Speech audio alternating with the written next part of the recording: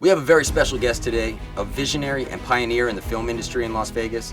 Thanks for watching BTSLV, guys. I'm your host, Willem Van Bergen, and we are here with a filmmaker that has nearly 50 IMDb credits to his name, a director, writer, and producer whose career spanned nearly 2 decades, working with some of the best talent Hollywood has to offer. Ladies and gentlemen, Mr. Asif Akbar. So Asif, you moved to Las Vegas several years ago from LA after beginning your career in the movie industry.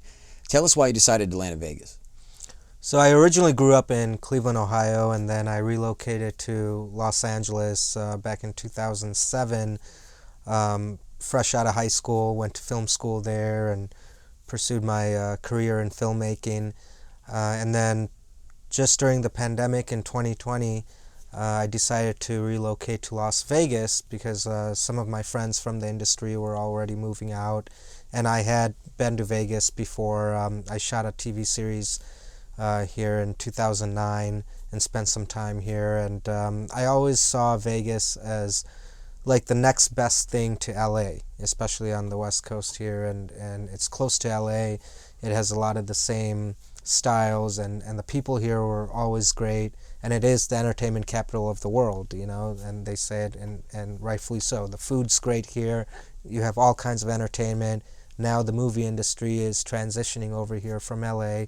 But at that time in 2020, you know, we were in the middle of a pandemic.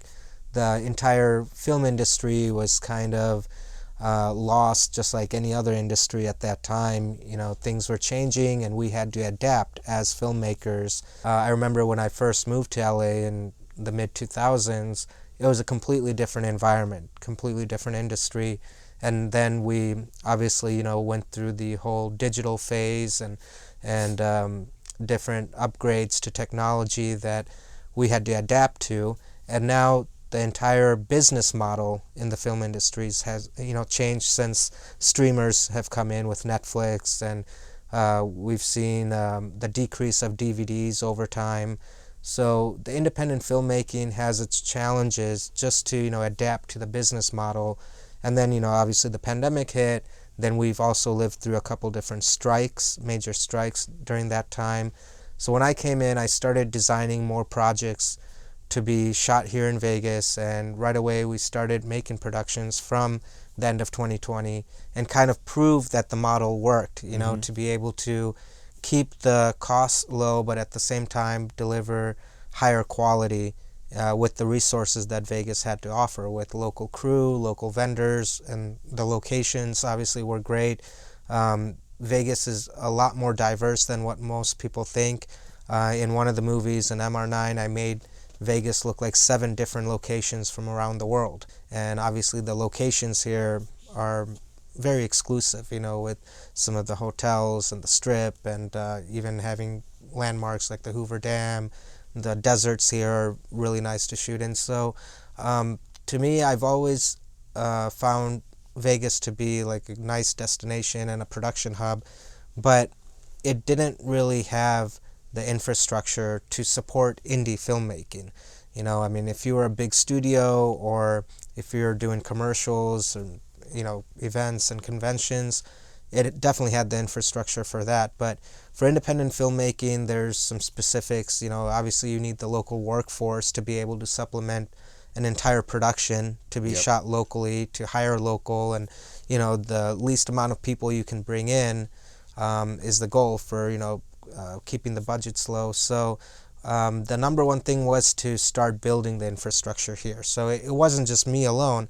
Along with myself, a lot of people were moving and migrating over here from LA. You got to tell us, how did you get your start in filmmaking? I actually grew up in the film world, and I've known from a very early age, since I was like 3 or 4 years old, as early as I can remember, my memories of enjoying movies, going to the movie theaters, and then I've always had the fascination of wondering how movies are made. And then in high school, I had a radio and television vocational program that got me hands-on experience with the production side of everything, and so I was able to explore my skill sets there as a director, and I used to run cameras, do my own editing. That's where you got the kind of the bug to be a director? Yes, yeah, okay. And that's where I realized I can utilize those skill sets to tell my own stories and make my own content. So Asif, there really isn't another local filmmaker in Las Vegas that's performing on the level that you currently are. I think your biggest budget to date was Boneyard for Lionsgate, starring Mel Gibson and 50 Cent at $13 million. I'm interested in knowing, as are many of the filmmakers watching, how does one achieve this level of success in the movie industry? Well, my goal has always been to progress from every project to project and grow, not only for myself but also for the team that works together to make these things happen. I mean, filmmaking is the most collaborative art form there is, and that's how I've always preached it, is that it's not just me, and you can't ever do anything alone in this business. You need a community. You need to build a strong unit of individuals that have the same mindset and the goals.